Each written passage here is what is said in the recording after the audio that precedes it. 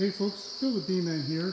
I thought today I'd take some of the mystery out of how these Cooking Beals wax separators work, often called a spin float. And I've got this one apart right now for its weekly cleaning, and so I thought it'd be neat to show you how that works. So first of all, here's the tank and the knives.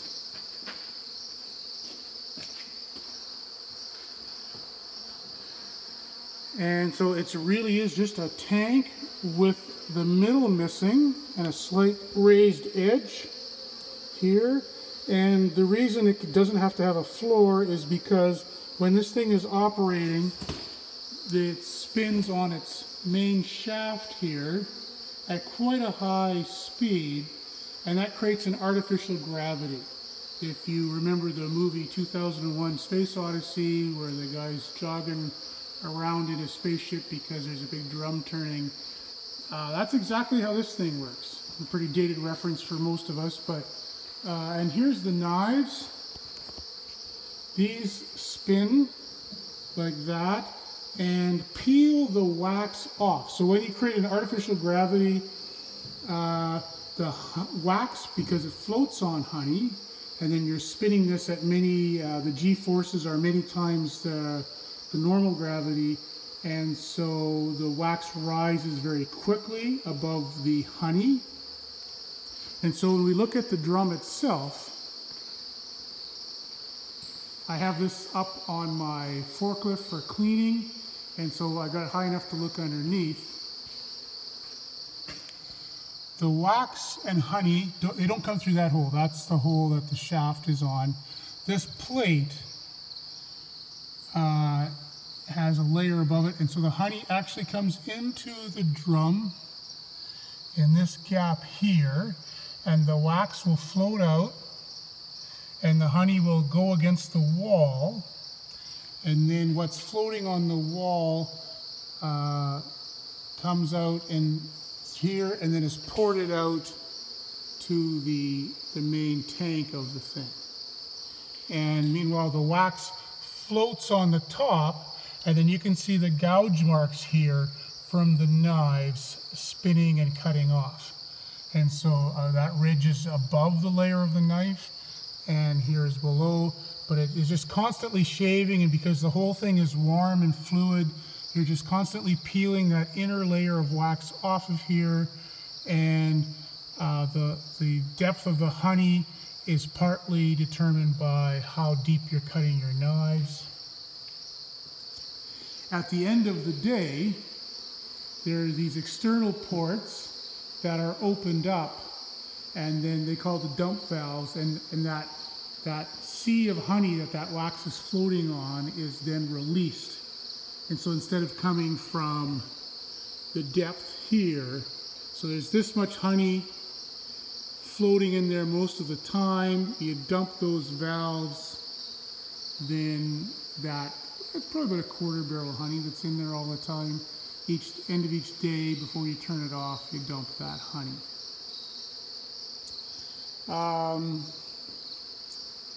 just going to lower this down.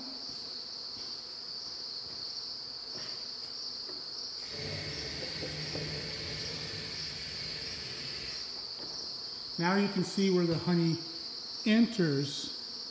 This hole is sealed by the shaft. The honey hits this plate and then accelerates out through between these two layers of steel here. I think it's probably aluminum. And so the honey goes in there, hits the outside wall, and then the wax floats up off of it. And you can hear, I think in the video, we're getting some rain. After months and months of no rain, we got a weekend of rain, so we're doing inside chores. So, and this is my lifter, by the way. I'll put this down and show you how that works.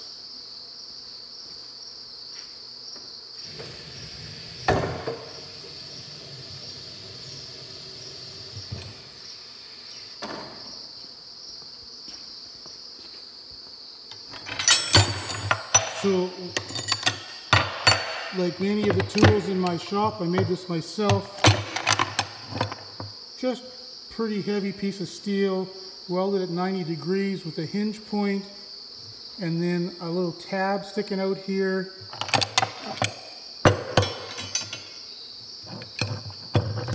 That grabs inside, and then because of the offset nature of this thing, the harder you pull on there, the deeper it digs in.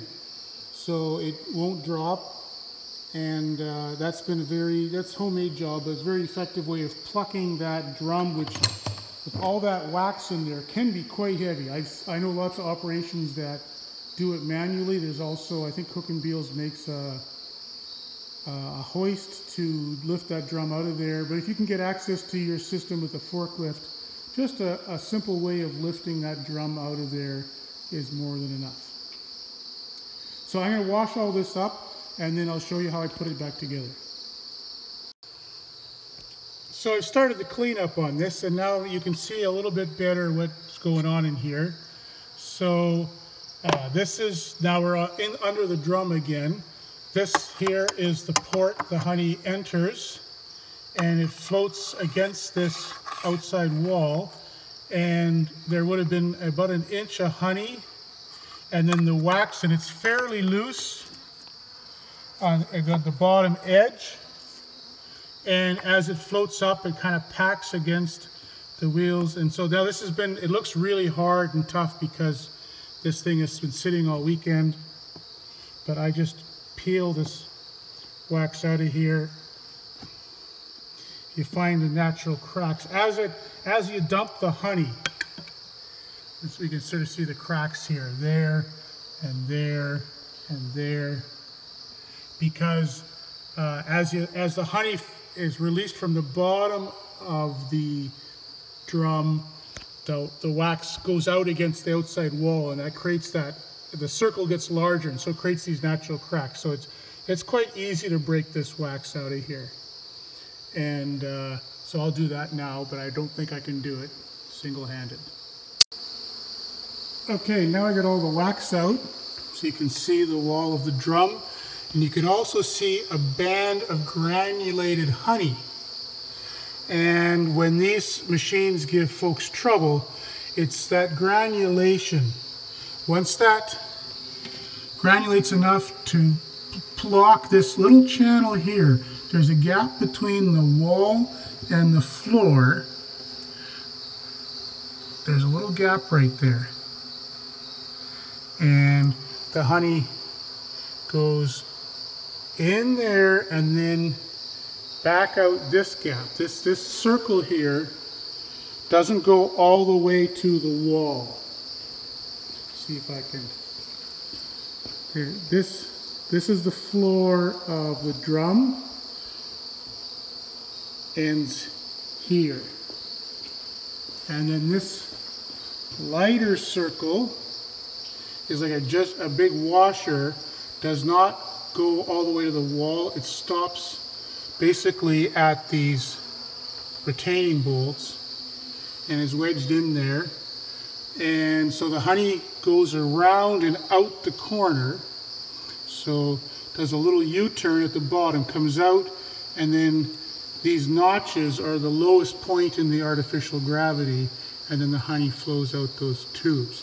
So when you get too much granulation right down in the bottom here, this isn't enough to have interfered with it operating, but the reason I take it apart once a week is to guarantee I start the week with a fresh, clean drum, and I figure I'll be good to go for the week.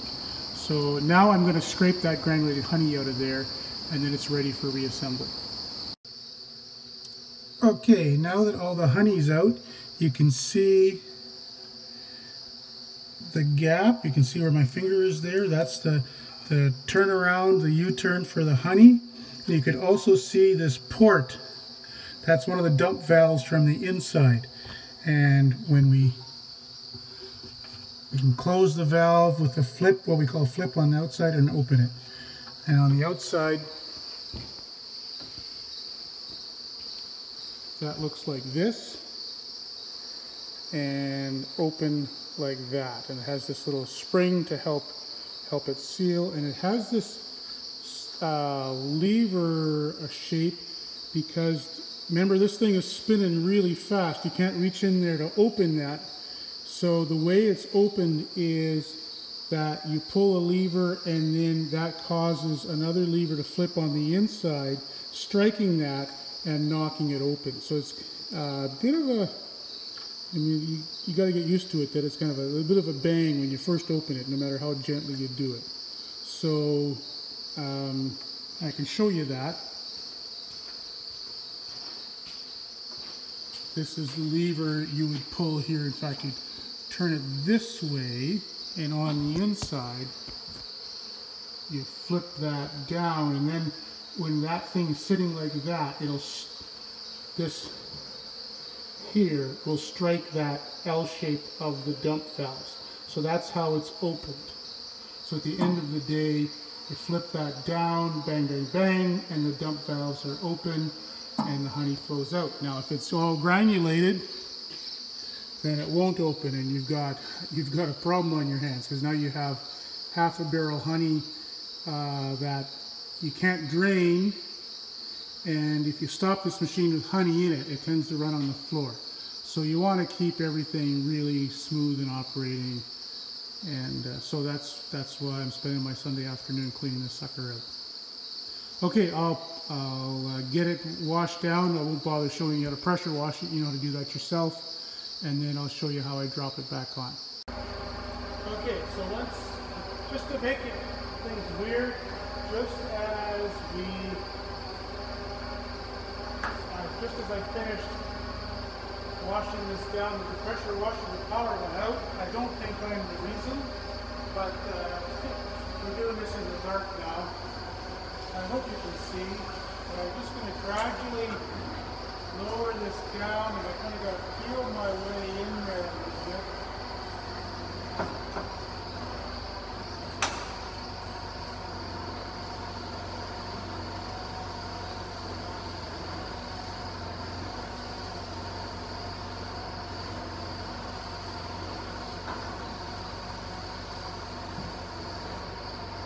And once it's sitting on top of that shaft,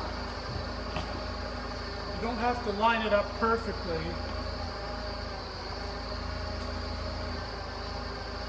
I just nudge it into position.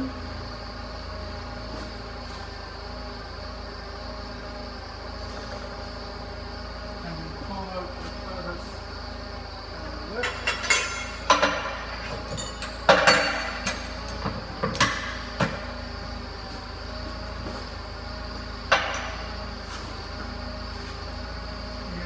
Forklift out of the way.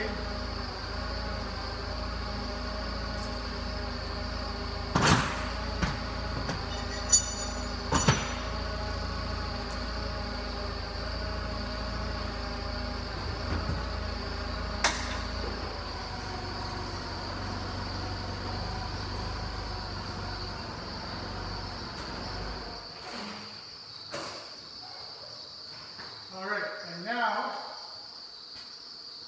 I'm going to take the bolts, the 6 bolts that hold it in position, and it would be a total fluke if those holes were lined up with the holes that these go into. You have to rotate this until they line up. So I put all the bolts in, and then, okay, so you have to keep the shaft from turning, and so I stick a pole just in crossways on the belts, and that gives me just enough resistance, and I then turn the drum until I feel a click of those bolts falling into the holes that they belong in. And once I've done that,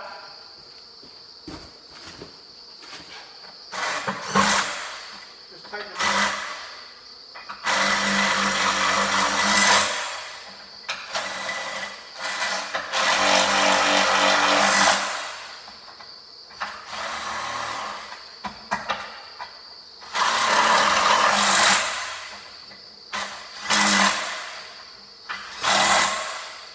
9/16 impact, and we're back in operation. So what's the rundown on this machine? It's fantastic if you have a lot of honey. If you, at a certain point in your operation's growth, you know, straining, settling, sumps, skimming, just doesn't cut it anymore. What this thing does is essentially just turbocharges the settling process, right? That wax is settling on that honey by being pushed to the inside by the accelerated gravitational force, and then the knives do the skimming. And so it's just powered, just a turbocharged version of what it did for years, taking wax off the top of a tank or taking the wax off the top of a sump. So there's nothing fantastic or miraculous about it. It's just straight physics. Works great. Pricey item, but saves an awful lot of grief. So when the time is right, when you think, if I'm going to quit honey, if I have to skim one more tank or one more barrel, that's when you buy a spinner. Thanks a lot, everyone. Have a great day.